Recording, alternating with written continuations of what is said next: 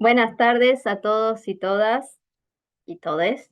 Bienvenidos a esta nueva charla del ciclo No al DNU. Bueno, hoy vamos a hablar sobre el tema de los derechos laborales, sobre la reforma laboral, eh, ya que la misma nos elimina las protecciones contra el despido arbitrario, legaliza el trabajo informal, elimina las moratorias jubilatorias, quita las multas a las empresas que no registren a sus empleados. Bueno, ya Nati nos va a poner más al tema de todas las barbaridades y los derechos que nos cerciona esta ley. Eh, Gracias a Dios, con el DNU, la CGT se puso a tiro, la CGT y la CTA, y pudieron presentar el amparo para que no se diera adelante con el DNU. Así que bueno, hoy tenemos el lujo de tener a una gran compañera, pues la verdad que es abogada, laboralista, es la presidenta de la Corriente de Abogados 7 de Julio, que es 7 de julio en homenaje a Norberto Centeno, que fue víctima de la etapa más oscura de nuestro país, que fue de la última dictadura, justamente por defender los derechos de los trabajadores, junto con otros compañeros más. También felicitarla a Nati por ser docente universitaria y también otra lucha que también hay que llevar adelante con todo el tema de la universidad y que bueno, que es docente, como a los docentes que estén presentes también felicitarlos que ayer fue su día. Así que bueno, sin más y para no robar más tiempo, Nati, te cedo la palabra. Lo que les vamos a pedir a los compañeros antes de que hablen a ti es si alguno tiene alguna consulta, algún aporte o algo para hacer, que lo haga por el chat. Así Marisa después va recabando y les va pasando para hacer llegar el...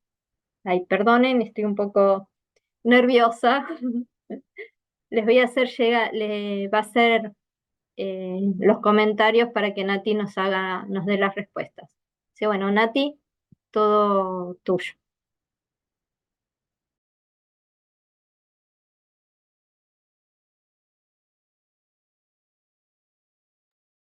Ahí está.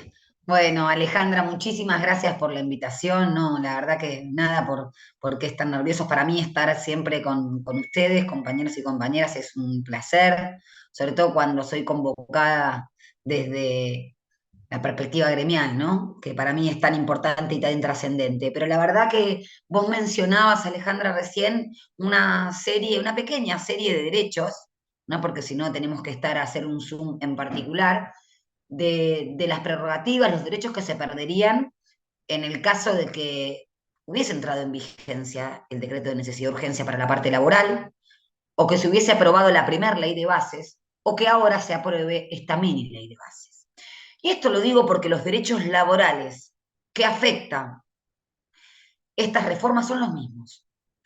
Y me gustaría decir que efectivamente son novedosas estas propuestas, que las promueven la terminal política que la promueve en este caso el gobierno de Javier Milei, pero en su momento lo hizo Mauricio Macri también con su gestión.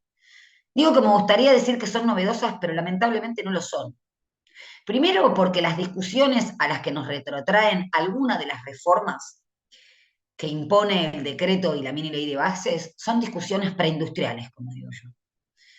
Las mismas discusiones que si uno estudia se tenían al amparo de la primer conquista histórica que fue la reducción de la jornada, ya por fines del siglo XIX. Las discusiones que se tenían cuando se pedía una remuneración justa que alcance para comer, o condiciones de trabajo saludables, también del siglo XIX, porque en ese momento no había derechos laborales, no existían los derechos de las mujeres, y el Estado estaba organizado en base a una constitución que es la histórica de 1853.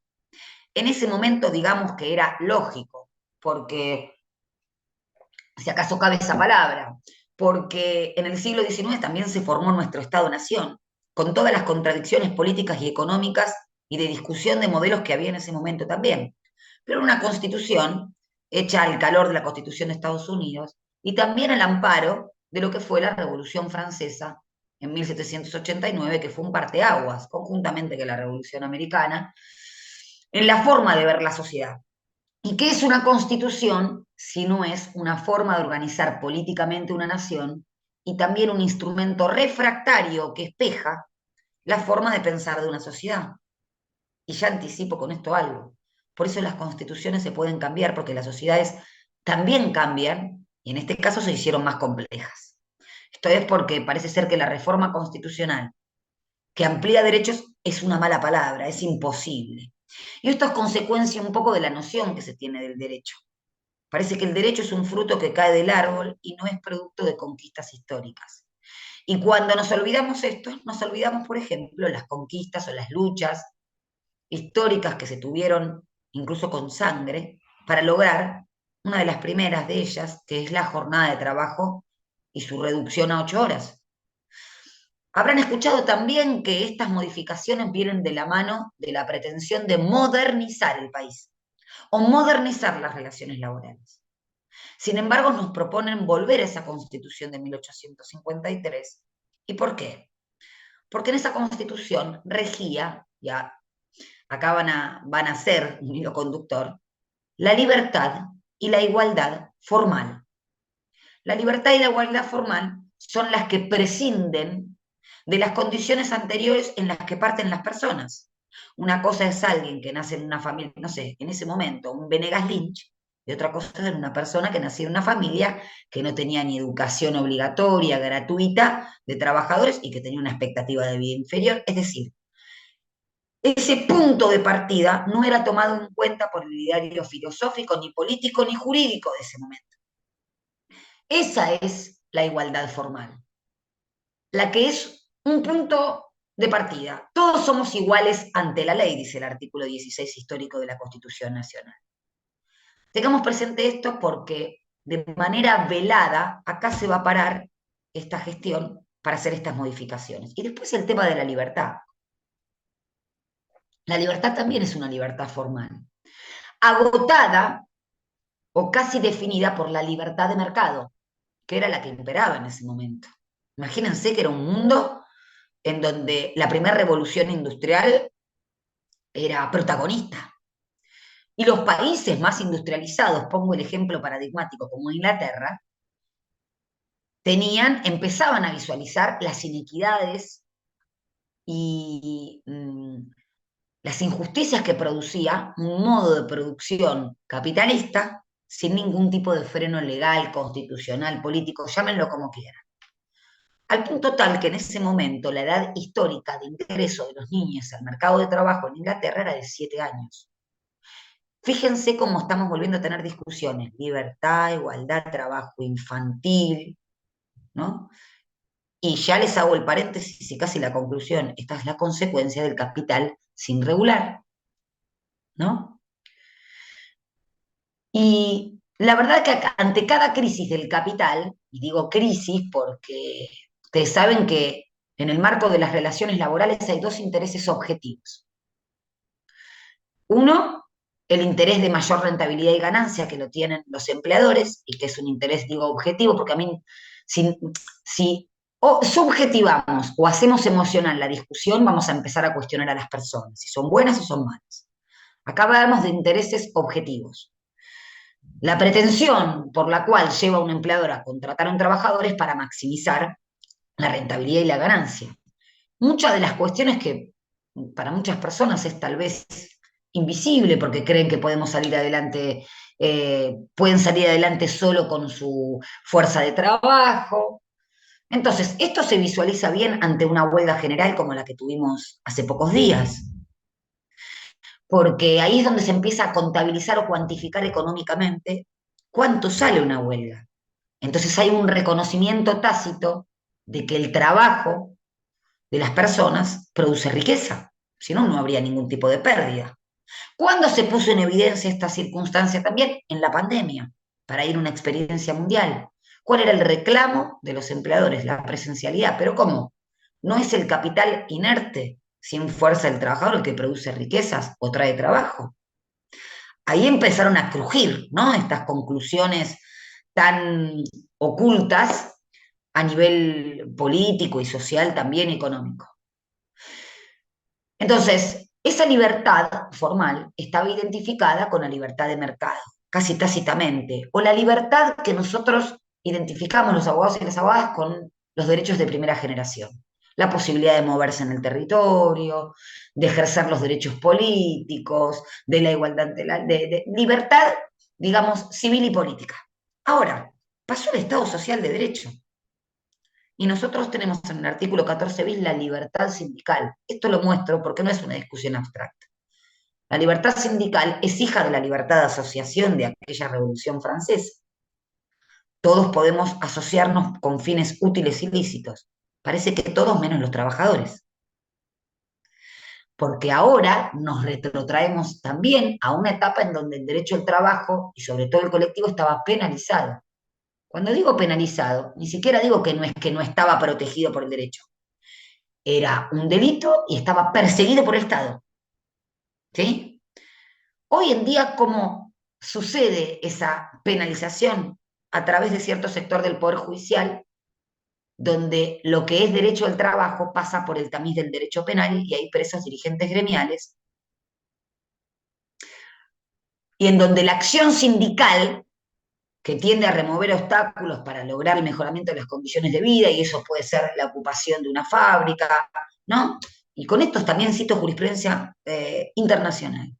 Bueno, ahora se le dice delito de extorsión, intimidación, turbación de la propiedad, y pasa por el tamiz del derecho penal. Sin embargo, la libertad sindical tiene la misma jerarquía constitucional que la libertad de empresa, ¿no? Entonces, todas estas derechos y conquistas que quieren arrebatar, y que vamos a ver cuáles son, se obtuvieron como consecuencia de un viraje copernicano del Estado liberal de derecho por las circunstancias históricas al Estado social de derecho. Ante la finalización de la Primera Guerra Mundial, ¿no? Se creó la OIT en 1919. Y en el Tratado de Versalles se hablaba de un principio que acá dicen que es el cáncer de la sociedad, la justicia social. ¿Por qué? Porque el mundo estaba empobrecido, porque ya se empezaban a mostrar las consecuencias de las condiciones deplorables y vejaminosas de trabajo. Voy a Argentina. Aquí en nuestro país, un gobierno que no era ni peronista ni popular, en 1905 produjo un informe para ver cuál era el estado de salud de las clases obreras argentinas. Vialet Macé. Los resultados fueron pavorosos. Por eso se empezaron a otorgar otras conquistas como la ley de descanso dominical, la primera ley de accidente de trabajo en 1915. En 1921 se metió el proyecto legislativo de la reducción de la jornada, que recién se sancionó en 1929. Digo, hubo cola atrás de esto. Y después en nuestro país tuvimos una constitución en 1949 que fue derogada en 1955 por la dictadura militar. Y entonces uno se puede preguntar de dónde viene el 14 bis, al que hoy en día dicen que es el cáncer de la sociedad, ¿eh? Porque ahí está la justicia social. No solo en materia laboral, sino también de seguridad social. Tres disciplinas que toman en cuenta la igualdad real de las personas. ¿Y cuándo el derecho toma en cuenta la igualdad real? Cuando advierte las desigualdades estructurales y objetivas que genera el sistema. Que yo no soy igual que el hijo de Bertie Eneas Lynch, por ejemplo. Que un niño que nace en una familia sin posibilidades económicas no es igual que aquel que sí. Entonces ahí es donde la igualdad no es un punto de partida, sino un punto de llegada. ¿Y quién hace ese recorrido? El derecho, a través del otorgamiento de estos derechos. La política también, por supuesto. No me causa gracia porque ahora se habla del financiamiento de los derechos. Todos los derechos se financian, absolutamente todos. No hay ningún derecho gratuito. Las exenciones impositivas tampoco lo son. Entonces, meternos en esa discusión, no creo que es meternos en una encerrona, pero es para decir, claro que no es gratuito. Alguien lo paga. Todos pagamos todo. Es el principio del Estado, que tiene el monopolio del uso de la fuerza, que tiene la capacidad de recaudar impuestos. Y me voy a otra plana del derecho, que es la que también está afectada con esta mini ley de bases, que es el derecho tributario. Hay un principio central del derecho tributario. se paga un tributo en función de la capacidad contributiva. Nosotros tuvimos posibilidad de verlo con el impuesto, el aporte solidario y extraordinario de las grandes fortunas. Creo que aproximadamente 16.000 personas de 45 millones lo pagaron. Eso se llama concentración de la riqueza. Pero además, que paguen porque tienen la mayor capacidad contributiva, ¿no? O sea que todos los derechos se financian y el derecho da herramientas para poder llevar a cabo esta circunstancia. Pero después de hacer este paneo, llego, porque digo que no es novedosa esta propuesta, a la última dictadura cívico-militar, en donde el mismo 24 de marzo se intervino la CGT, eso ya es contrario a la libertad sindical, ni que hablar que se suprimió el Congreso por lo que se llamó Comisión de Asesoramiento Legislativo, donde se sacaban las leyes. Porque así como decimos, ¿cómo puede ser que el decreto de necesidad de urgencia o la mega ley de bases de 800 páginas ya las tenían redactadas los estudios jurídicos, qué sé yo? La Comisión de Asesoramiento Legislativo de la dictadura también estaba asesorada por abogados y abogadas. Ya tenían preparada la ley de entidades financieras que permitió abrir el mercado y dar un giro, el primer giro, lamentablemente, entre un modelo productivo a un modelo financiero. Un modelo productivo, un modelo financiero, básicamente significa, bueno, no va a ser el consumo ya el motor de la economía, ni las pequeñas y medianas empresas, que nosotros en nuestro país tenemos más de 400.000, que tienen entre 5 trabajadores o menos. Retengan este dato porque ahora vamos a ver cuál es la reforma. Las pymes son las que le dan entre un 60 o 60 y pico por ciento de empleo al país. Entonces vos le aumentás los costos a las pymes, abrís la importación, no pueden producir, el salario baja y ese modelo productivo se va al tacho. ¿Y quién gana? La especulación financiera, los bancos, por eso quieren una economía de servicios o con 4 actividades agroexportadoras, ¿no? Como aquel siglo XIX, minería, recursos naturales, no sé cuál fue las 4 actividades que mencionó Milei en su momento. Entonces, en la dictadura militar, al mes ya suprimieron 29 artículos de la ley de contrato de trabajo original de 1974 y modificaron 99. ¿Quieren que les diga algún ejemplo que tiene virtualidad en la actualidad? Sacaron todo el capítulo de los efectos de la huelga en el contrato de trabajo. Redujeron el tiempo de reclamo de los créditos laborales, que se llama prescripción, de 5 a 2 años.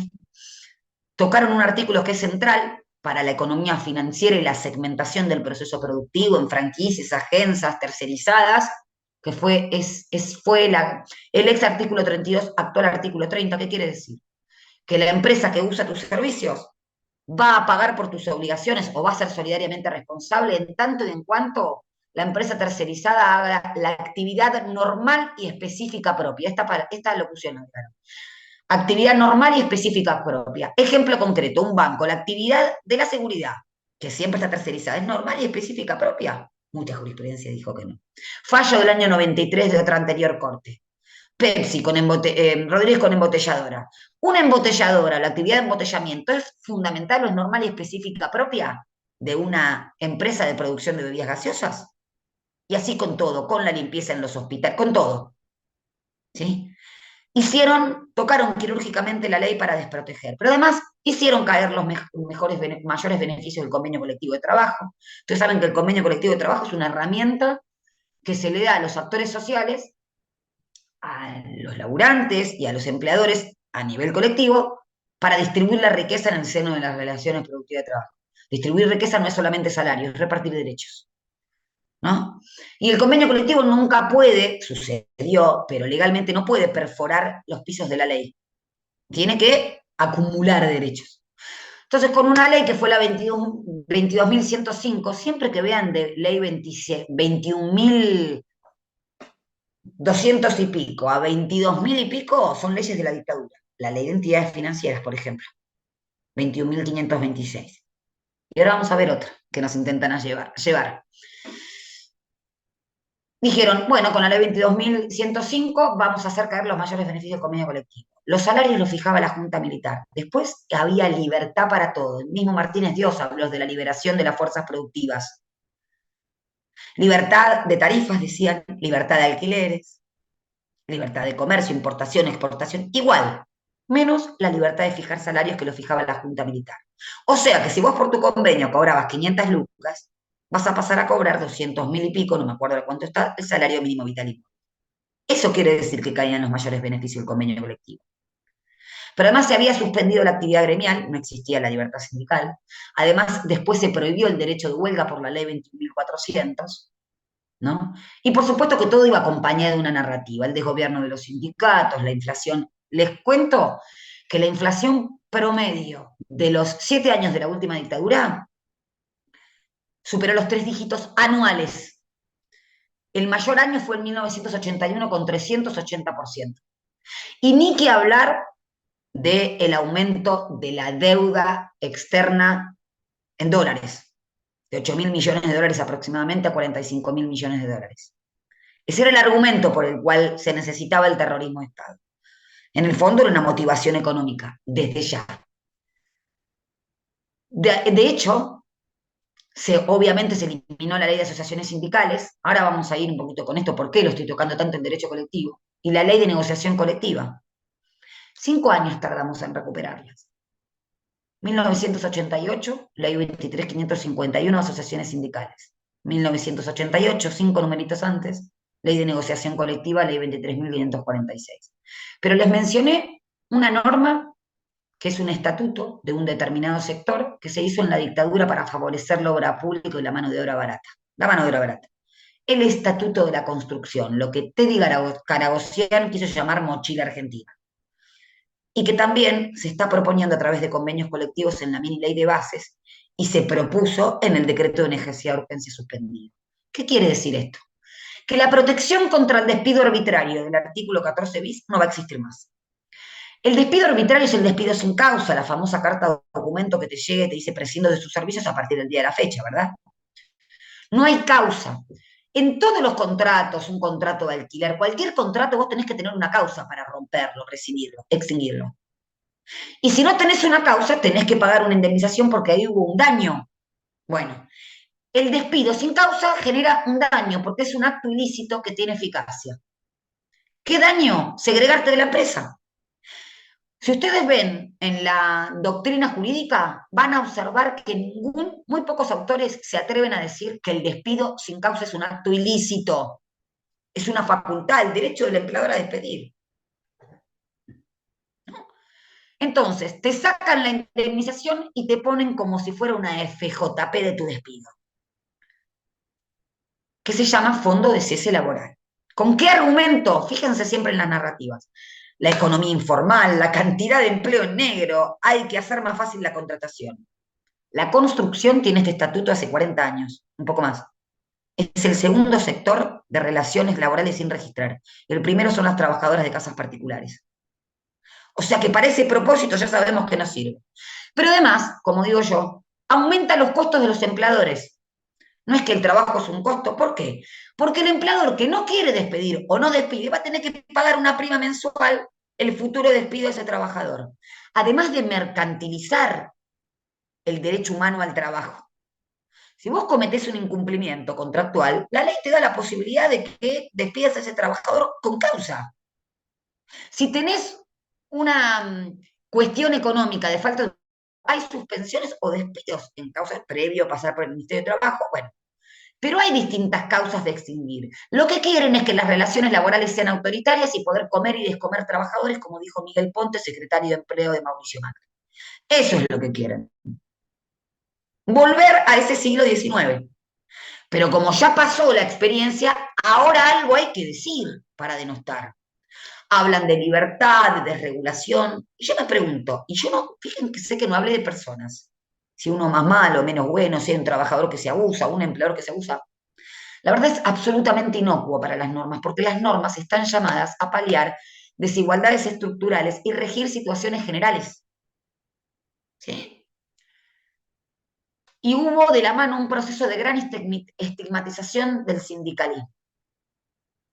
Los sindicatos son instituciones de la vida democrática. El derecho a crear sindicatos y a afiliarse a ya constituidos es un derecho constitucional, un derecho humano.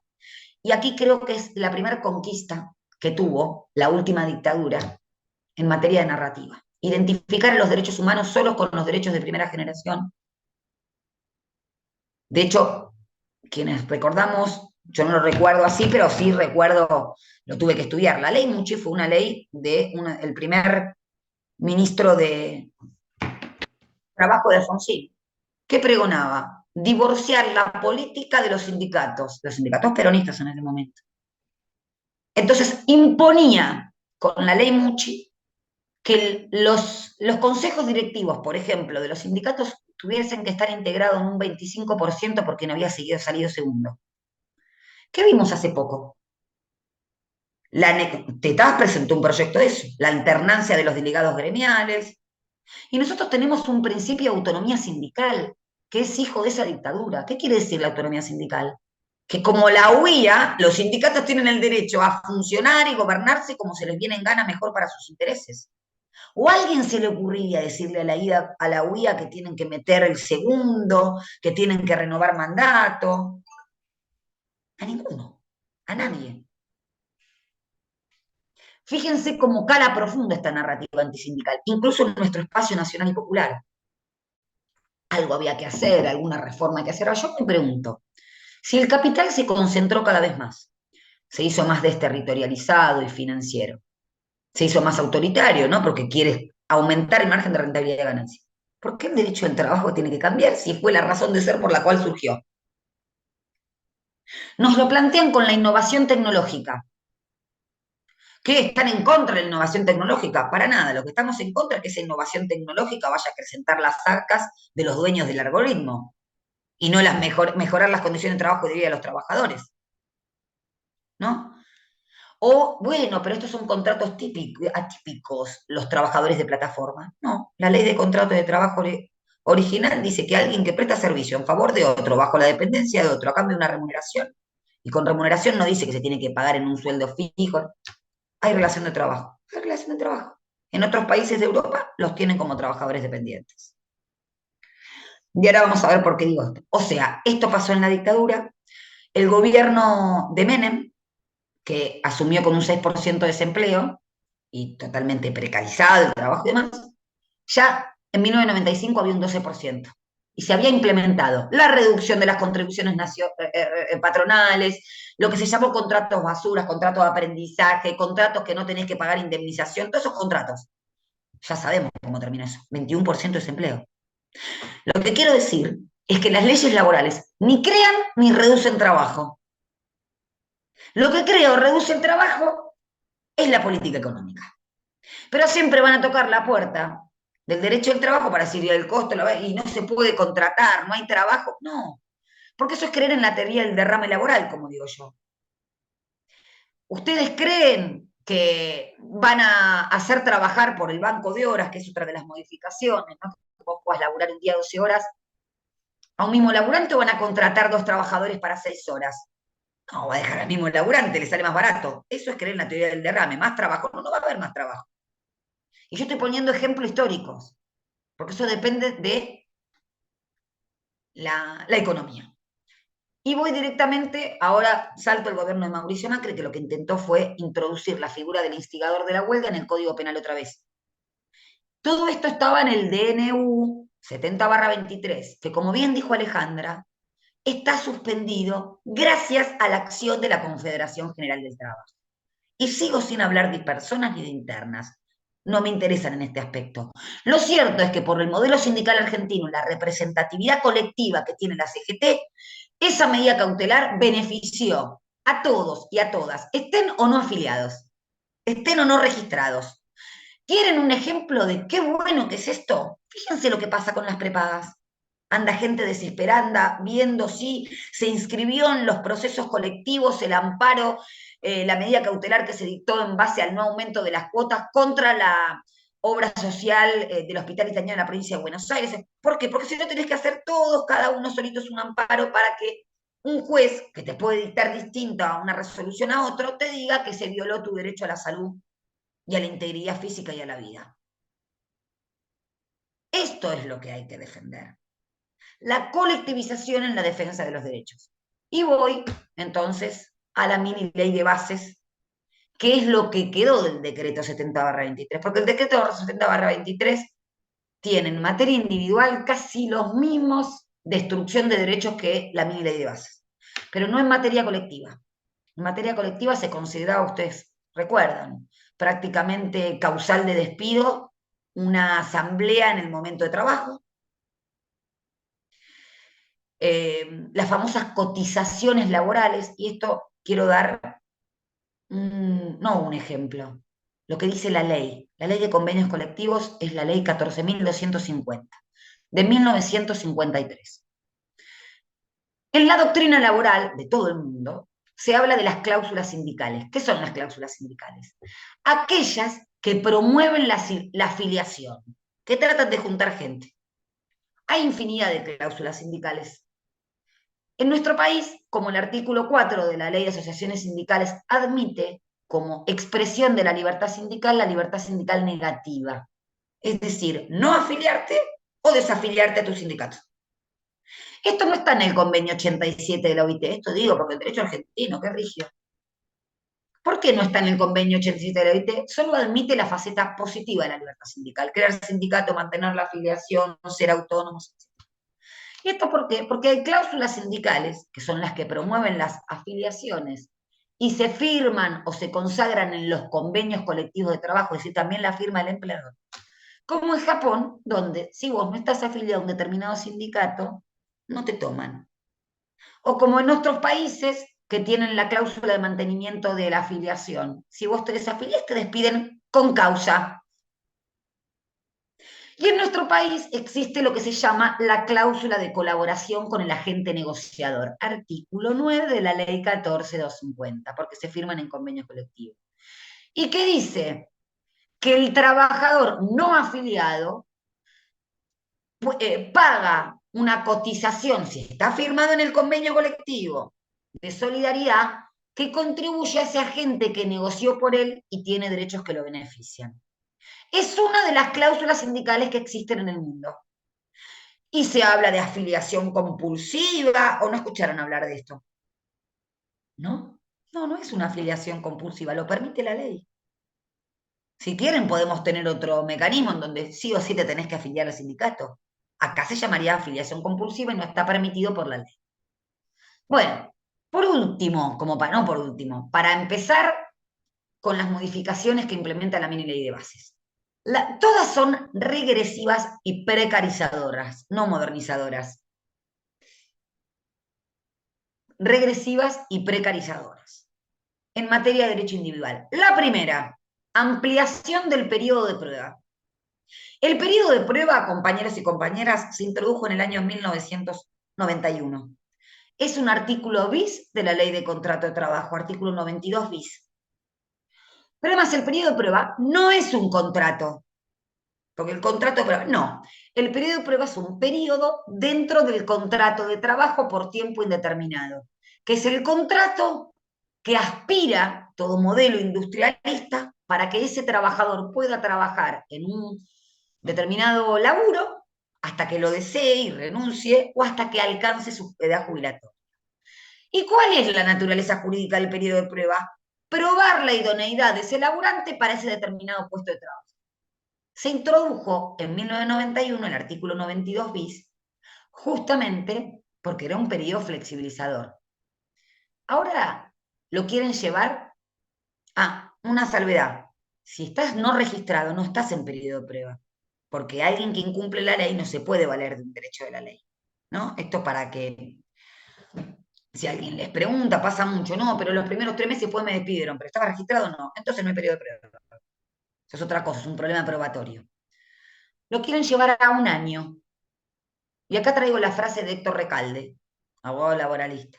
Y él dijo, si el empleador necesita un año para ver si un trabajador sirve para su puesto de trabajo, el que no sirve es el empleador. ¿No? Ya 3 meses es como, uno se da cuenta en poco tiempo, pero no importa, es un instrumento que flexibilizó el ingreso a las relaciones laborales y las precarizó en su ingreso. Porque vos en ese periodo tenés derecho a sindicato, pero te pueden despedir sin expresar causa y sin pago de una indemnización. El trabajo barato, el comer y el descomer, con un lindo nombre, flexibilización. Perdón, periodo de prueba. Y vimos también recién que flexibilizan el egreso en el contrato de trabajo o rompen con la protección contra el despido arbitrario. ¿no? Ya no te van a pagar la indemnización por antigüedad. Vas a tener un fondo de cese laboral que la mini ley de bases permite hacerlo a través de convenios colectivos. Ahora, cuando hay crisis económicas, el contrapoder sindical se reduce, porque terminas con paso siempre, negociando puesto de trabajo, ¿no? Entonces, ya hay un gremio, que no sé si por estas circunstancias, pero dijo que le simpatiza el gremio de comercio, ¿no? Entonces, precarización al ingreso, precarización al egreso. Y en el medio, bueno, en el medio la posibilidad de establecer este banco de horas, que es romper con la limitación de la jornada de trabajo. La limitación de la jornada de trabajo tiene una finalidad higiénica, proteger la salud del trabajador. Y si vos un día vas a laburar 12 horas y otro, bueno, o unos días, otros días seguidos, no protege la salud del trabajador. Ese es el punto. Pero además hay otra cuestión que es fundamental. Elimina todas y cada una de las sanciones, las multas y los agravamientos indemnizatorios al empleador que no cumple con la obligación de registro, que es una obligación contractual. Hay tres supuestos que dispone la Ley Nacional de Empleo. Fíjense dónde estamos, que la Ley Nacional de Empleo fue una concesión a los sindicatos por todas estas modificaciones. 2403 es también de 1991. Primer supuesto, no hay ningún tipo de registro o se registra con una modalidad contractual que es civil o comercial. Fraudulenta, locación de servicios, me hacen extender facturas, ese es no registro, igual que no da nada. Primer supuesto. Segundo supuesto, te posdatan la fecha de ingreso, te registran después. O porque directamente te registran después o porque te registran después de haber estado con una empresa de servicios eventuales. Es lo mismo, posdatación de fecha de ingreso. Y después el ejemplo clásico, te pagan parte de la remuneración en negro o sin documentar. Esto para el trabajo de casas particulares, para el empleo privado, está absolutamente eliminado. Mientras que les permiten el blanqueo de capitales a los grandes poderes económicos o al capital concentrado, mientras que le extinguen la acción penal, que es un delito penal tributario, evadir aportes y contribuciones. Entonces, no es una ley que desregula, es una ley que regula a favor del capital concentrado. No es una ley que dice el que las hace las paga, no. Total, registrar no registrar, total si es lo mismo. No hay una indemnización que tenga un efecto disuasorio de esa conducta ilícita. ¿Se entiende? La importancia. Pero además otras cosas que son preocupantes, ni que hablar con la licencia por embarazo, lo deben haber visto. Permite que se reduzca 10 días anteriores al parto. Otra cosa que tiene una finalidad de protección de la salud, de indemnidad, ¿no? Pero además el despido discriminatorio, permite el despido discriminatorio, lo tarifa, ¿no? Le pone una tarifa, un 100 o un 50% de la mención por antigüedad, pero lo permite. ¿Por qué digo que lo permite? Porque inhabilita la acción de reincorporación ante el caso de un despido discriminatorio, ¿no? Y después yo le diría la frutilla del postre. Les dije hace un ratito que 400.000 empresas tienen entre 5 o menos trabajadores en nuestro país. La figura del trabajador autónomo económicamente dependiente, como quiso introducir Macri a la brasilera, y el movimiento obrero lo impidió en el año 2017, con todas sus contradicciones, vuelvo a repetir. Esta figura permite que un empleador tenga hasta 5 trabajadores colaboradores. Entonces, el derecho de trabajo va a ser un privilegio. A 3 personas, si vos decís, la ley se aplica a las personas que son blancas, hombres, y tienen entre 30 y 40 años, y son ricos, ¿a quién se le aplica nada? A pocos. Bueno, acá están haciendo lo mismo. No pueden suprimir de un plumazo, como hizo en la última dictadura cívico-militar, porque la matriz social no da. No pueden retrotraerse borrando la experiencia del siglo XIX, o por lo menos no pueden ostensiblemente, porque pasó el Estado Social de Derecho, pero lo que sí pueden es hacer esto, en nombre de la libertad, de la modernización, etcétera. ¿Sí? Estas son las principales modificaciones del decreto, perdón, de la mini ley de bases, que también estaba contenido en el decreto de necesidad de urgencia, que vale aclarar, todavía no está en vigencia. Para la parte laboral no, pero todavía está en vigencia. ¿no? Porque aún no pasó por el Senado o por la Comisión de Asesoramiento, por la Comisión Bicameral de Tratamiento Legislativo, perdón. Y bueno, y aquí tenemos esta mini ley de bases por tratarse en el Senado e intentando explicar por qué es tan peligrosa. ¿Por qué es tan peligrosa para la soberanía argentina, para las conquistas históricas de trabajadores y trabajadoras? ¿Sí? Esto lo quise poner en términos históricos, un poco también, porque si no parece que nos están proponiendo algo que puede ser que funcione porque no se probó. Miren, la mini ley de bases cita a la ley de regulación de 1990 que permitió privatizar todo.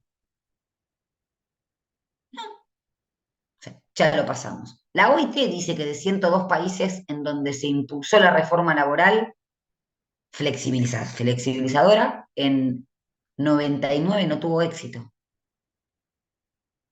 La OIT en el año 2022 dijo a través de su director que con la pandemia se habían perdido 22 millones de puestos de trabajo a nivel mundial y que se salía de la pandemia con más justicia social, con más trabajo decente. Ellos tienen el, la acepción jurídica de trabajo decente, que engloba una remuneración que alcance para el esparcimiento, todo el salud.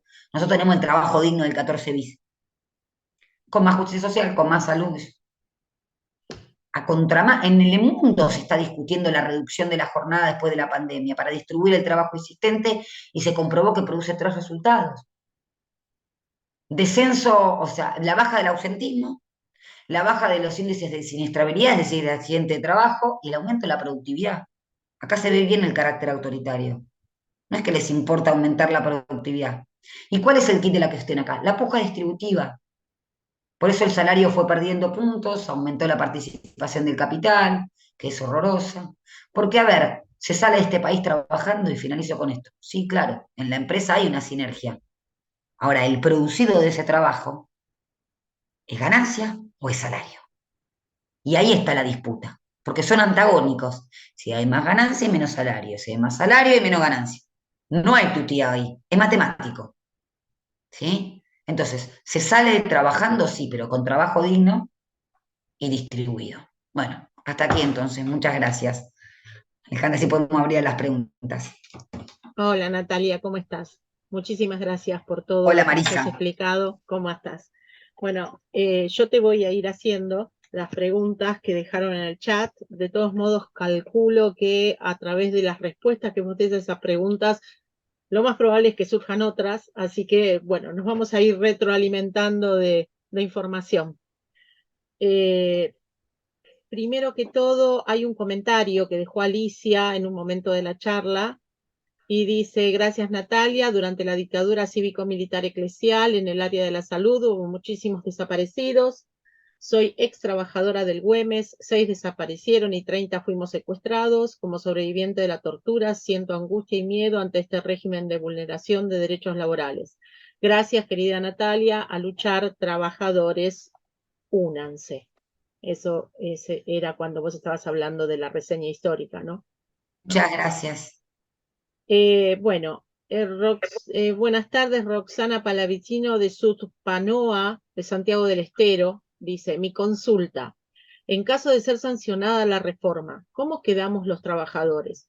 ¿Nos pagan los años trabajados, entre paréntesis, indemnización, y recién entramos al Se me sistema cortó de un poquito, UOCRA? perdón Marisa, ¿me Ah, repetís? sí, sí, cómo no, cómo no. ¿Ahora me escuchas bien? Sí. Bien. Bueno, entonces Roxana Palavicino dice: mi consulta, en caso de ser sancionada la reforma, ¿cómo quedamos los trabajadores? ¿Nos pagan los años trabajados, entre paréntesis, indemnización, y recién entramos al sistema de UOCRA, o automáticamente entramos al sistema y perdemos todo? Mi gran duda. Gracias. Bueno, vamos primero por parte. Para que se implemente el fondo de cese laboral tiene que firmar el gremio de la actividad donde preste servicios, un convenio colectivo que así lo disponga. Después, hay un principio general que dice que las leyes no tienen una aplicación retroactiva, que se aplican a la situación y a las relaciones jurídicas vigentes. Ahora, en derecho laboral, si vos estás trabajando y tu gremio celebra el fondo de cese y después ahí sí te va a cambiar la situación jurídica. Si no, no. ¿no? Ahora, ¿cuál es el engaña pichanga? Y los despidos masivos y el tomar trabajadores con el nuevo régimen. Ese es el tema también, ¿no? O sea, y ahí se borra la huella total de la pérdida de derechos. Entonces, no es que se te aplica automáticamente, el fondo de cese lo tiene que establecer a través de convenios colectivos del gremio y la Cámara representativo de la actividad y la Cámara empresarial, y recién ahí se te aplicaría, digamos, Claro. pero no automáticamente. Bueno, si está contestada la pregunta, seguimos y cualquier ¿Puedo cosa pedir, me Marisa, pregunte. Sí, decime, 5 decime. minutitos? Me están tocando el timbre y no hay nadie, tengo que Sí, abrir. claro, por supuesto, por supuesto. Aguardamos entonces un poquitito.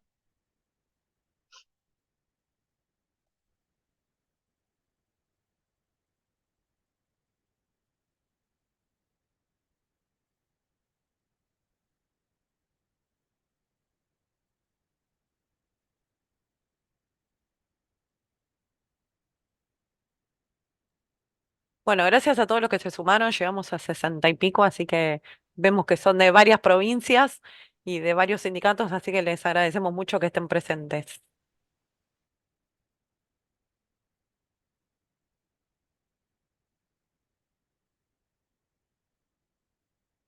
En tal caso, cuando Natalia responda las preguntas, si no queda algo más para saber, vuelva a escribir la persona que preguntó en el chat y vuelvo a tomar entonces el tema.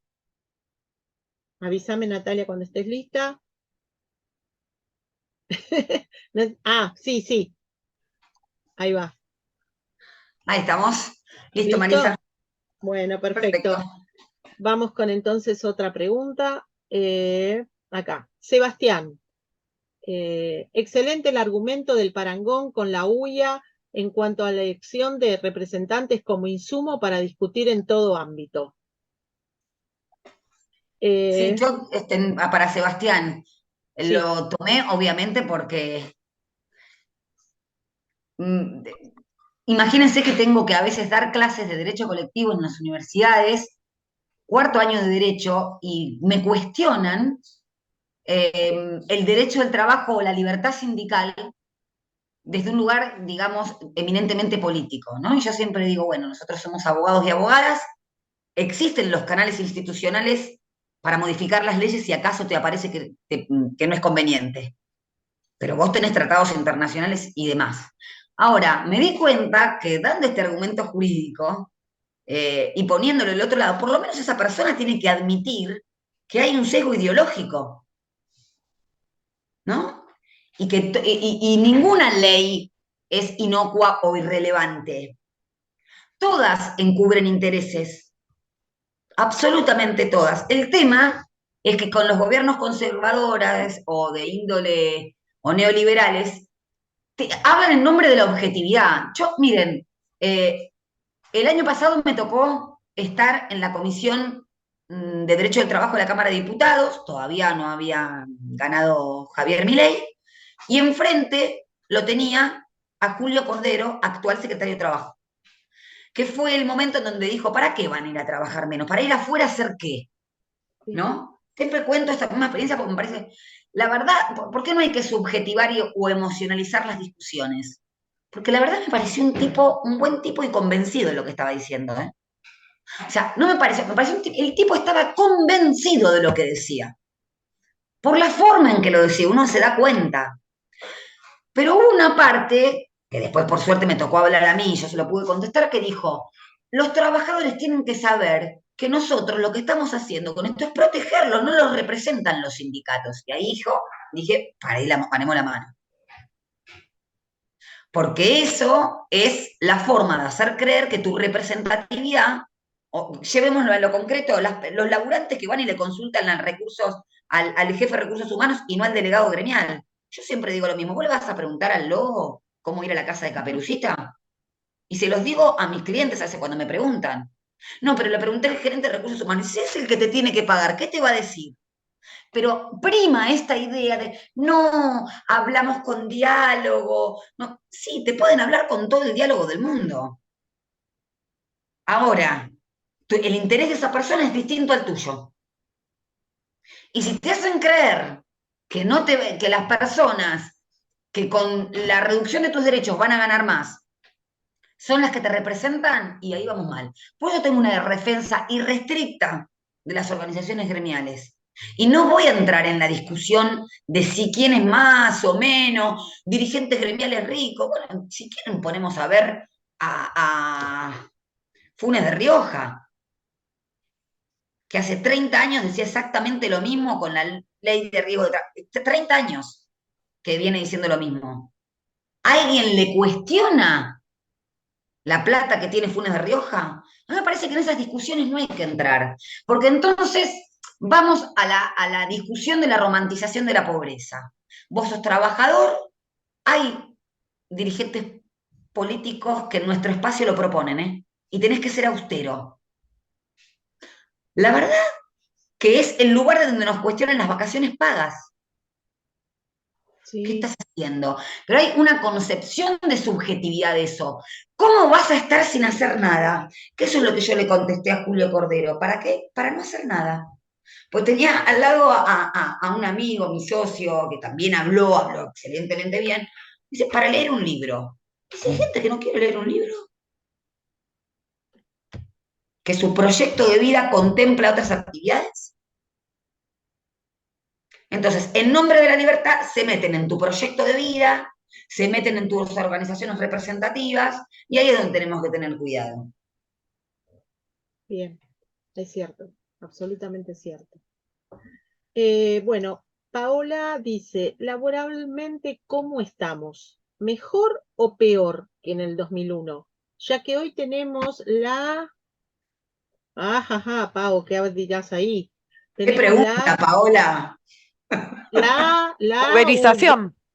uberización trabajadores Sí, de plataformas sin derechos. Ah, uberización, ahí sí, entendí sí, la sí. palabra. Gran pregunta, gran pregunta. Bueno, es que el proceso de uberización de la economía, ahora le dicen uberización, empezó con el proceso de financiarización de la economía a nivel mundial.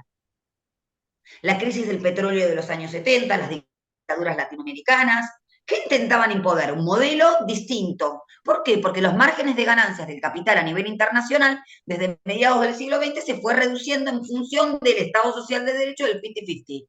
Entonces, ¿qué inventaron las grandes usinas académicas internacionales?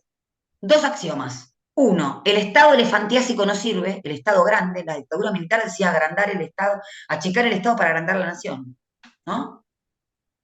Dos, el salario es un costo. Con esos dos lemas nos vienen corriendo hace un montón de tiempo. Entonces, la financiarización de la economía, que quiero decir algo, en 1974 la participación de los trabajadores en el PBI creo que estaba arriba del 51%. Pero escuchen esto, la pobreza estaba por debajo del 6%. Entonces, cuando digan que en determinado color político dejó 70 años, tanta pobreza, hablemos con rigor, porque los primeros cordones de pobreza y de sectores expulsados de la sociedad se generaron con la última dictadura, y quienes vivimos en los años 80 también recordamos lo que pasó con la hiperinflación y la jugada que le hizo el Fondo Monetario Internacional Alfonsín y todo lo que ya sabemos. Y el segundo gobierno neoliberal, y el tercer gobierno neoliberal, y el 2001. Entonces, ¿qué quiero decir?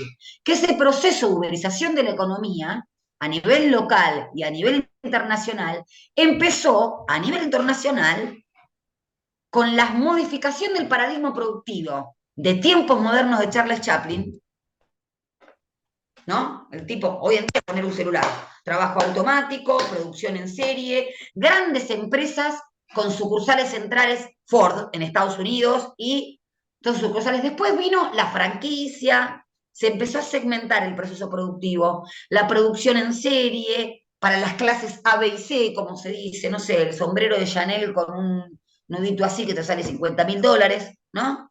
¿Por qué? Para reducir los costos de la producción y aumentar las ganancias, las burbujas financieras, etc. Es decir, los que nos dicen que la cultura del trabajo no la tenemos nosotros, son ellos los vagos.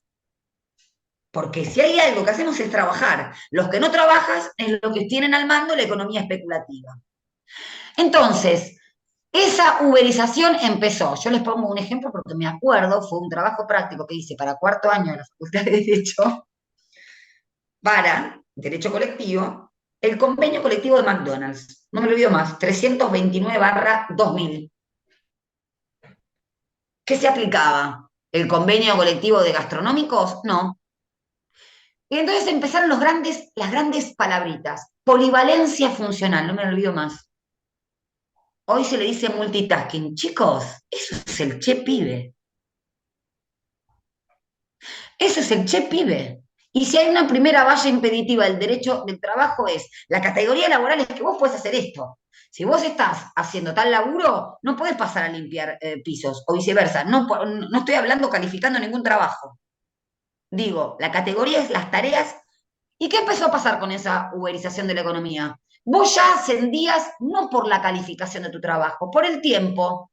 Ayudante 3, los primeros 2 meses. Ayudante 2, los primeros 5. Señor 1, polivalencia funcional, le llamaron. Hoy se llama multitasking. O sea, chicos, eso es la esclavitud. Claro. Me salió del alma, La perdón. esclavitud. Entonces, ahora está consolidado ese proceso que preguntó Paola o Paula. Pero la verdad es el agravamiento de un mismo modelo neoliberal. Por eso dije, están en contra del avance de la tecnología. Y mirá, si la tecnología te va a poner un supermercado Carrefour en zona norte, donde no hay un laburante, porque vos agarras tus cosas, está todo automatizado. Entonces, la verdad que ahí es donde tiene que intervenir el Estado. Porque ¿a quién beneficia eso? ¿A Carrefour o al laburante? Si a vos te están diciendo, ya te lo dicen. Bueno, pero ¿cuánto falta para que la gente, Diana Mondino? Y son viejos, se van a morir. Cuando yo digo esto porque a veces me dicen, ay, pero es muy abstracta lo que estás diciendo. Cuando hablo de la mercantilización del sujeto y la persona en mano, es abstracto hasta que te toque llevar a viejo. Vas a ver qué abstracto que es. Y que te tiren como si fueras una cosa. Entonces, ahí es donde te cuestionas, ¿para qué está el Estado? La seguridad social, que habla de las pensiones por invalidez, la creó Bismarck en Alemania a fines del siglo XIX, no era peronista, todo lo contrario. Pero gente un poco inteligente. A ver, no vamos a tener gente para producir, cuidémoslo. Eso se llama seguridad social o jubilación. No, bueno, vas a laburar hasta los 80 años, como nos dijeron. Yo digo esto y termino la pregunta, porque si no me extiendo y me copo y me empezó a prender fuego, como digo yo. Clarín sacó en el gobierno de Macri, yo los tengo recortados, ¿no? Porque los imprimí los recorté. Está de moda comer tierra. Se puso de moda en Francia vivir en 18 metros cuadrados con compañeros y te mostraban los departamentos, se baja la cama. Les voy a poner el último como el número 1. Vacaciones mentales. Y último, el salario emocional. Ahí ya uno dice, bueno, como dicen los pensadores, cerrame la 8, salario emocional. No, chicos, pensémoslo, porque a vos si vas a cobrar a fin de mes y te dicen, ¿cómo estás? Te pago con el salario emocional. ¿Vos le podés ir al chino a comprar 1 kilo de pan con salario emocional? Entonces, es esto, cuando es la libertad, o cuando te muestran las propagandas de Clyde, el jugo Clyde con la libertad, no me lo olvido más. Vos sos libre, o los pibes tengo sobrinos, hijos de esa edad, que no es que se lo creen, es lógico que les penetre eso. No, pero vos laburás, ahora si vos tenés que pedalear 14 horas para ganarte el sueldo, para pagar tu casa, tu alquiler, tu tarifa, la comida, y la verdad es que no es libre, no se es libre si te cagas de hambre. O podés ser libre para cagarte de hambre. Eso, si ya nos meten esa idea en la cabeza, estamos mal. Bueno, La respuesta, perdón. sigo, Natalia, porque no sabes lo que hay. Hay muchísimo, muchísimo. Rita dice, quería saber si se podría aplicar sanciones por parte de la empresa Dota a los choferes que hicieron paro el 9 de mayo. Ahí está el conflicto del monopolio. Pasa con las prepagas. 23 empresas de prepaga tienen el 95% del mercado. Entonces te fijan el precio. Dota, también creo que tienen, el otro día lo leí en una nota, pero no sé si era el 70%, también una caudal de líneas de colectivo enorme. Entonces, ¿qué hacen? a mí me lo consultó un laburante. No, pero ellos, y me lo dijo angustiado, pero creyéndolo. No, lo que pasa es que ellos dicen que no, para ellos no rige la no aplicación del DNU. A mí se me cayeron los dos ojos y se me abrió la mandíbula. ¿Cómo? No, no, dice que ellos aplican otra ley. Bueno, ¿quieren un ejemplo de Estado sultanístico? ¿No? O sea, digo, sustraído a la legalidad, ahí lo tienen. No se puede, como no se, otro ejemplo que pongo siempre, dice, pero se puede no pagar el aguinaldo, se puede matar a alguien. ¿Me podés matar? Sí, claro que lo podés matar. Tenés una sanción penal. Acá es lo mismo. ¿Puede descontar? Claro que puede. Está en contra de la ley. Pero si la ley queda debilitada respecto de la concentración económica y monopólica, y bueno, vamos a hacer Panamá, como dicen ahora, una guarida fiscal. ¿No? Por eso es tan importante la organización colectiva, la movilización y la visibilización, o como dije hoy, que ya siempre es un concepto también que repito, la politización del concepto de felicidad, que en el preámbulo, ¿saben cómo se llama? Bienestar general. Bien. En 5 minutitos, lamentablemente tengo que cortar, pero Uy, no sabés todo lo que nos va a me quedar. comprometo para volver virtualmente.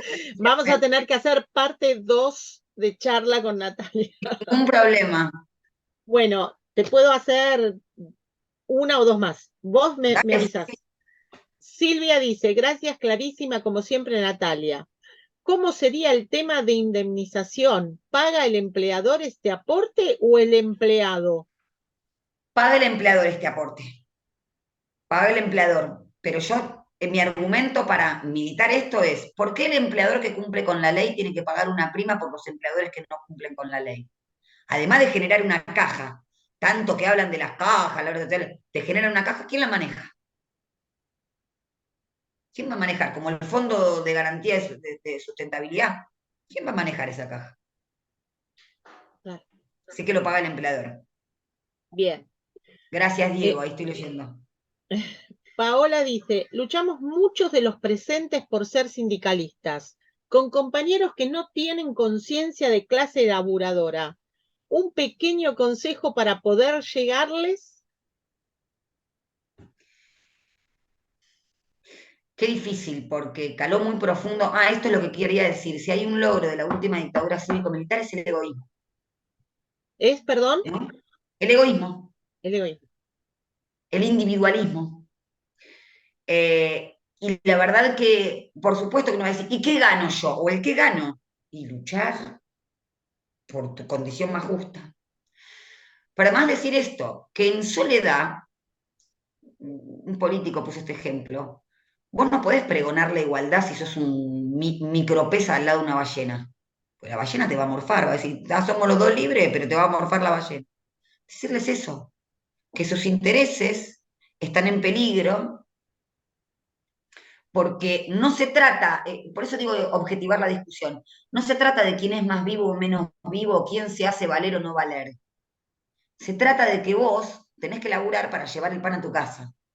¿Y cuántas cosas te vas a comer, hablando el lenguaje académico, para poder, o aceptás, para poder llevar ese pan a tu casa? Entonces, ¿qué hay que decirle? En algún momento te va a llegar. Yo tengo trabajadores de plataforma y dicen, a mí no me importa la jubilación porque esto, ya vas a llegar a viejo. Hay un individualismo y una falta de visión de futuro muy grande. Porque ahora no te duele la cintura a los 25. Que son unos años más, a ver qué te va a pasar. Y aparte la solidaridad con el otro, ¿no? Eso creo que es lo más difícil de lograr. Bueno. Bueno, yo había hecho Martín Tetaz presentó un proyecto para reducir la jornada laboral. ¿Qué opinión te merece? ¿Qué fin persigue? Bueno, yo creo que justamente la construcción política se trata de estas cosas. Me parece que Martín Tetaz está tratando de diferenciarse del gobierno, porque en su momento estuvo totalmente en contra. Y creo que viene por ese lado, por una cuestión de oportunismo político, porque la verdad que la reducción de la jornada, hay infinidad de proyectos, no sé si ya perdieron estado parlamentario, pero bienvenido sea para discutir ese proyecto. Bienvenido sea, pero creo que es una cuestión de oportunismo político y de diferenciación por el lugar donde está apoyado Tetaz, otro que está convencido de lo que dice, por conocerlo, ¿eh? Otro que está convencido de lo que dice. Más violento que en su forma de tratar que Cordero, pero está convencido. Bien. Nosotros tenemos que estar convencidos también, no nos tienen que poner en jaque. ¿Podemos seguir, Natalia? Una ultimita porque ya me tengo que ir. Ultimita. Lamento todas Sí. las preguntas que tengo detrás de esta, pero bueno, el tiempo es tirano. Patricia dice, buenas tardes, ¿podría ampliar un poquito en relación a reducir la jornada laboral o carga horaria por la pandemia? Gracias, Patricia de Jujuy. No Lo entendí último se muy, me cortó. ¿Cómo? no entendí tampoco yo muy bien la pregunta. Dice, ¿podría ampliar un poquito en relación a reducir la jornada laboral o carga horaria por la pandemia? No. Claro, porque el trabajo se va reduciendo por la innovación tecnológica, si no hay una participación del Estado en el direccionamiento de la economía. Entonces, como decían los italianos, ahí por el 2020, o como decían en el siglo XIX, trabajar menos para que trabajemos todos y distribuir todo. Distribuir el trabajo existente. Ese es el punto. Ya. Ahí está. Una ultimita y cerramos. Antonio dice, ¿alcanza con el freno de la justicia para esta reforma laboral que impulsa este DNU? No. Por eso tenemos que movilizar. No alcanza. No le podemos dar al Poder Judicial con la connotación que tiene actualmente ese poder. Hay que popularizar los derechos. Cuando el pueblo conoce sus derechos, los defiende. Esto es como en la vida. Cuando vos conocés o tenés la certeza o la veracidad de lo que pasa, podés defender. Si no, no podés. Ante la mentira no se puede defender. Bueno, de más está decirte que hay millones de comentarios de agradecimiento, de excelente, muy buena la charla. Me parece que hay mucha sed de más, de saber más cosas y Volveremos y seremos millones. me quedaron muchísimas preguntas por hacerte. Pero bueno, la Para próxima la será próxima, lo entonces. prometo. Janina va a ser el cierre. Muchísimas gracias, Natalia. Ha sido un placer conversar con vos. Muchas gracias a ustedes. Ahí está. Bueno, en principio no creo que Natalia ya salió. Muchísimas gracias porque fue tremendo. Todo lo que nos compartió, nos iluminó. Creo que nos quedamos con sed de más. Creo que necesitamos más como mujeres sindicalistas y como compañeros también sindicalistas, que hay muchísimos, y compañeros laburantes y compañeros. Me parece que necesitamos muchísimo más de poder ampliar con el conocimiento de estos derechos y sobre todo comenzar a defender un poquitito más lo que es la organización sindical, la comunidad organizada, los sindicatos y las instituciones, que lo único que hacen es protegernos. Debemos defender las instituciones más que las personas. Creo que me apropio un poquito de las palabras de Natalia. En ese sentido, creo que tenemos que compartir, utilizar las asambleas. El DNU no está vigente. Utilicemos las asambleas de trabajo, las asambleas barriales, utilicemos todos los medios de comunicación que tenemos, las distintas vías y las alternativas para defender todos los derechos, no solamente en materia de derecho laboral, sino también en cuestiones de derechos de acceso a la cultura, acceso a la educación, de tener una vida digna, un salario digno y un proyecto de vida. Me parece que es eso lo que nos está queriendo quitar también todo este movimiento. Hablaba recién Natalia sobre lo que es la singularidad y la individualidad, concepto raro, la meritocracia. Creo que nos podamos llevar muchísimo de lo que nos compartió Natalia, de toda la charla que dio, que para mí fue una clase. Les pido disculpas, pero para mí fue una clase. Fue tremendo y la verdad es que necesitamos un poquitito más, sobre todo para poder responder las preguntas, porque tenemos muchas dudas en materia laboral de qué es lo que está pasando y qué es lo que nos está pasando. Compartamos todo lo que escuchamos hoy, compartamos en asambleas, difundamos, hablemos de derechos laborales, hablemos de derechos conseguidos, hablemos de historia, ¿sí? Memoria y verdad y justicia, me parece que son las palabras y los emblemas que tenemos que seguir sosteniendo, no solamente en el trabajo, sino también en los proyectos de vida, en las familias y en todas las distintas organizaciones en las que estamos, porque creo que más de uno acá está trabajando en otro tipo de organizaciones ayudando a la comunidad. Nos quieren venir a barrer a la colectividad, nos quieren venir a barrer a la comunidad organizada, a la sociedad tal y cual la conocemos, que es la sociedad argentina. Somos espejo de un montón de lugares de solidaridad. Somos el emblema en materia de derechos. Sigamos defendiendo, porque algo no hicimos mal. Podemos hablar de autocrítica y nos pueden venir a decir un montón de cosas a los sindicalistas, pero algo no hicimos mal, y es defender los derechos de los laburantes. Muchísimas gracias a todos por participar. Nos vemos. Muchas gracias, compañeros, compañeras.